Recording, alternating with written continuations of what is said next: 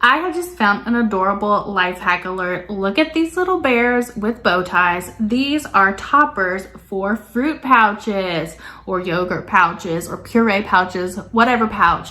These are little toppers that go on it. They have cute little bears. They come in this little travel case. You just pop them in there and click it shut. And chuck it in your purse, chuck it in your diaper bag, keeping them nice and clean. Let me show you how they work. I've got this purple one and I have a pouch. I'm gonna take the lid off of my pouch.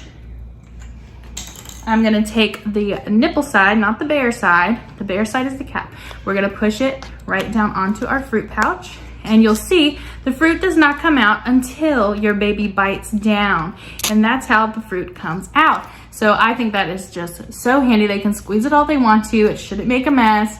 Then when they drop it on the floor and run away like they always do, you can put the little cap on it to keep it clean till they're ready to grab it again. So I highly recommend checking these out. You can also chuck this in your purse just the way it is or your diaper bag and not have fruit pouch everywhere. So I think this is a great way to use these pouches, not make a mess, and be able to put a cap on them and reuse them. So I highly recommend these.